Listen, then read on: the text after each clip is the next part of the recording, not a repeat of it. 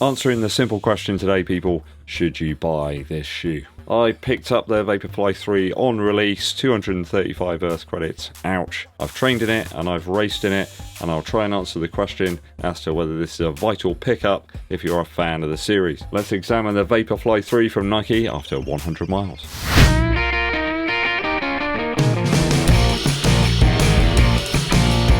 Thanks for tuning in, people. It's Eddbud, your midsole man here. I've got a 100-mile review for you of the Vaporfly 3 from Nike. This is a shoe that I've bought with my own cash. No one sent this to me for review. You see these shoes, or at least the previous versions, on the feet of lots of people at local races. Is this third version, though, as good as the previous ones? I'm going to go over my experiences and observations in the upper, midsole, outsole, and really talk about value. If you're a big fan of the channel but you haven't subscribed yet, please do that. Also, click the bell for notifications when I launch the new videos for you. Really helps us out too if you give this video a thumbs up, like, and share it with your running buddies. Dankeschön.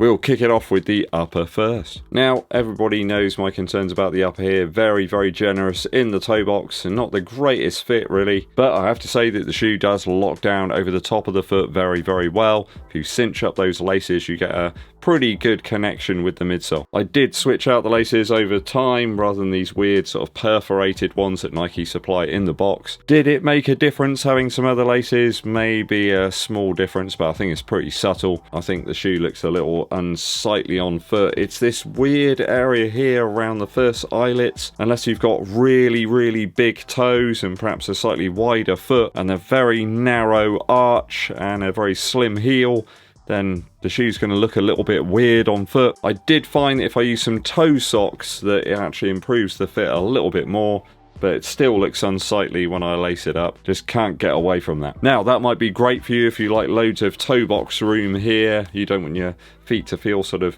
confined, but for those of you with a narrower foot, certainly in the toes, it's just going to look like a torpedo, and one that's slightly melted and kind of creased up. It just all sort of bunches up and protrudes away from the toes. I've no idea what Nike were getting at with this. I think it must be down to the materials or something, or maybe the last that they've used. I don't recall it being anywhere near that bad in the first version of the Vaporfly NEXT%. I wasn't really convinced that the Vaporfly 2 was a big improvement over the V1, and I think this is getting even further away. I did try half sizing down in another pair and it made little to no difference really. I just had a shorter shoe, which wasn't really what I was looking for. I'm finding the rear lock here in the heel is actually pretty good. Uses the same padding that they've used in previous versions of the shoe. I found the tongue just about long enough to carry up through the foot if you use a runner's knot. I didn't find that I got too much lace tension being transmitted down via the cheese wire laces here, but it is pretty touch and go on that front. I have noticed that some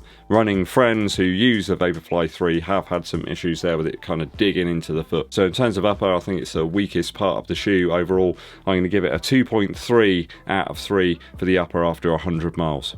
There's a lot of things here that I would change, I've got to be honest.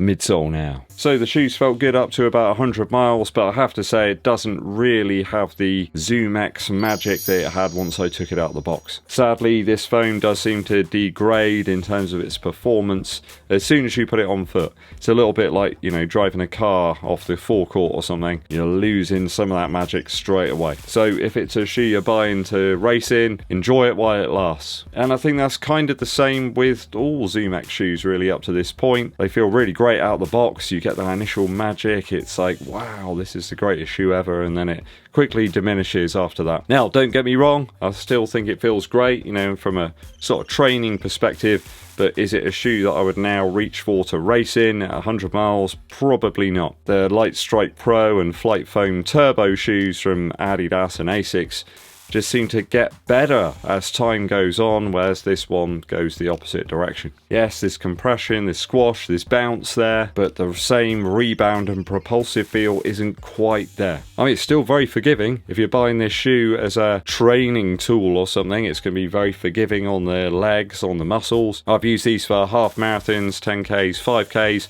all felt very good to me. I think for me, that sort of half marathon speed and kind of above is where it really lives.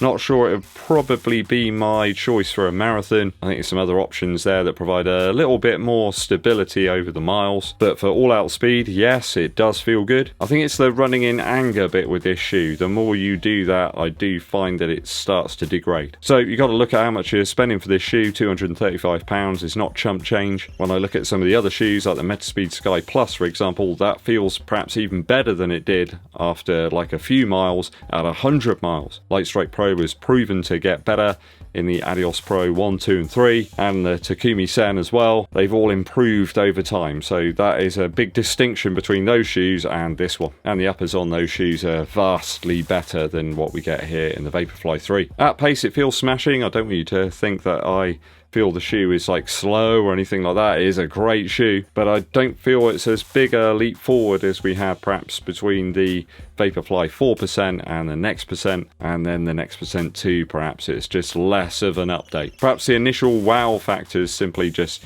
drifted away a little bit with all these super shoes that are out there these days. I think the wow factor just dissipates much faster these days. I think the Alphafly has that secret weapon over the Vaporfly 3. You have those AirPods there. There's that bit more of a resilient feel in the forefoot. Just feels perhaps a little bit more consistent over time than the Vaporfly 3. I think that's the downfall of when you've got a very soft and compressive foam and a plate. It's sadly going to degrade over time. There's just no way of getting away from it. So I've enjoyed it to this point. It will still remain, I guess, in the rotation for some training at speed. For the midsole, I'll give it a 2.6 out of 3 after 100 miles. At this point, it just isn't quite what it was. Outsole now. Now, I've seen some absolute horror stories with this shoe, and the outsole piece is just tearing off on the first run. But I have to say, the Vaporfly 3 is amongst one of the best, in fact, for outsole wear at 100 miles. The initial wear that I had in the mid to forefoot area here in the shoe has kind of like leveled off, I suppose. There's no more extra wear. And in terms of Nike's race shoes, back here in the heel, this is actually one of the best results I've had. There's a little bit of tearing, I suppose, of the outer layer on the foam, but that is it. That is one of the best looking Nike race shoes that I've tested out over the last few years. At this point, none of the sort of cosmetic wear that I've got here has really affected the grip. It's pretty good actually, even in wet weather. I think it is a bit of an update over what we've had in the previous versions of the shoe. That is one area where Nike have improved things quite a lot. As you can see, the rear rubber sections are intact here. They're still serving a purpose. We've even got the text that's sort of written on there. Even the exposed midsole foam here actually in the sort of arch area of the shoe is absolutely fine. Got no tears, no breakage. And like I said, I've done a lot of racing in this shoe. I've actually worn it in some really torrid conditions out there. Wet and windy weather, running on some areas with a lot of debris as well. Bit of a brush, bit of a clean up, and it's actually looking great. Those heel areas here in the Vaporfly 1 and 2 really took a pounding here. People had a lot of damage to the exposed foam. I've got none of that here in my pair of the shoes. Maybe it's the ridges actually with the exposed midsole that's actually protected the foam a little bit. Perhaps it's keeping it looking a little bit better than it actually is. Who knows? As I said, there's some real horror stories out there. I remember Tom from the Run Testers just had a whole piece like come away from the shoe. Users on Reddit I've seen as well have reported similar issues, but I can only show you what I got here, and these look great. Some people say all that's down to like heel striking or something. I think that's just a load of old twaddle. Info suggests that the majority of distance runners heel strike maybe around 70%, and that's regardless of their running level, whether an amateur or an elite. I don't think it's anything down to that. Maybe down to like temperatures or storage or something. I mean, the material used, it's going to happen. It's a bit like when your 3-year-old kid asks you to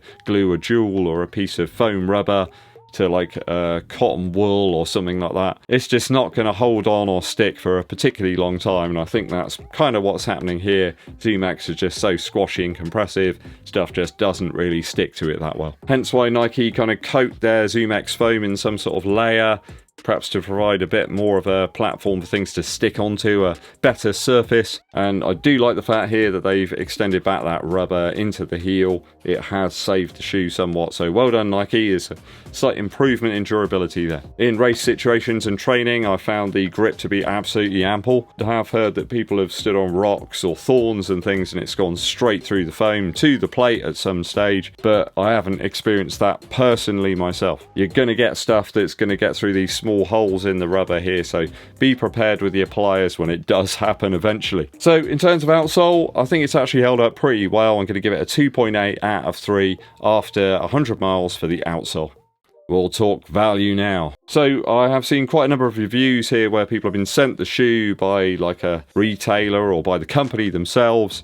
I did buy this one with my own cash, so here's my take on the value. At 235 quid, have I enjoyed running in the shoes? Has it been an enjoyable experience? Yes, it has. Is this shoe the best of the best? I don't think it is anymore. Don't think it offers the same level of durability and longevity as the Adios Pro 3 or the Metaspeed Sky Plus. I think it's probably a little bit closer to the Endorphin Pro 3 actually, and I think that's kind of my take that I had right at the start when I did my initial review. You must be aware if you do buy this shoe that it's one you want to hold back for your peak training sessions or your races. You're not going to want to sort of blow it away just on throwaway running. At least I guess the durability of the materials in the upper and the outsole is actually on point this time round. There's no real signs of damage anywhere really from sort of utilising it in training. There's some creasing on the midsole sidewall, but that's fully to be expected. I think your value rating for this shoe will be a little bit set on your personal sort of foot strike. Those who perhaps pronate somewhat may see some different wear than what I've seen. I'm quite a neutral runner, and don't forget I'm lighter, I'm quite tall, I'm wafer thin. I never really seem to get all that much wear on my shoes whatsoever anyway,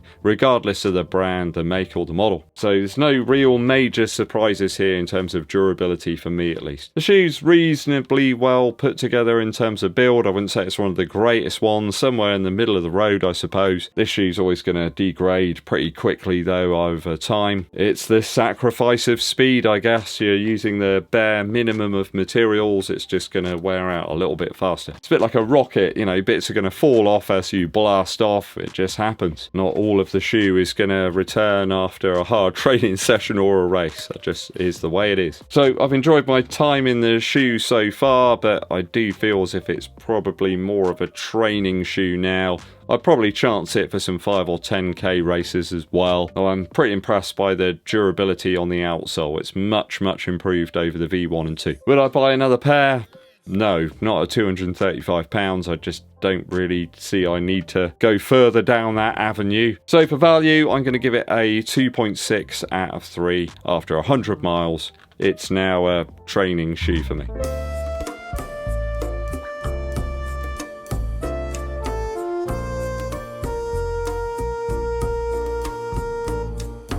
Okay, so that's my final thoughts really on the Vaporfly 3. It's a shoe many people have talked about, but I just don't think it has that long-term longevity to really give it a high value score. It's a lot of money and it quickly degrades. And that isn't the case with all of the super shoes, as we well know now. Let me know your thoughts and your experiences with the Vaporfly 3 from Nike down in the comments. Hey cats, it's musical interlude time. Today we're talking about a new album from The Hives, which comes out on, I think it's the 11th of August 2023. It's called The Death of Randy Fitzsimmons. So it seems like it's a bit of a project kind of story album, this one, all around the death of Randy Fitzsimmons. It's even got a picture of The Hives on the front cover, sort of putting some soil on top of the coffin. There's some absolute hammering tracks here though. Rigor Mortis Radio sounds a little bit like a glam rock stomper, and Countdown to Shutdown has got some early sort of Strokes vibes at the start of the track, and then it hammers in with typical Hives riffage. You know, it keeps you nice and consistent. I mean with your running, that is. The initial track on the album as well, Bogus Operandi, is angry and aggressive. In fact, all of the tracks here from The Hives show a certain level of sort of pent-up sort of energy. Maybe they were all sat around in lockdown just kind of bored and they, you know, really needed to get out all this pent-up tension and aggression. The death of Randy Fitzsimmons, I guess we'll know a little bit more about it once the album launches and there's some more tracks available. It's absolutely worth checking out now though, guys, from The Hives. Thanks for tuning in, people. Hope you enjoyed my Vaporfly 3 100-mile review. Hit that subscribe button and give this video a thumbs up like. My name's Eddbud, and I'll be seeing you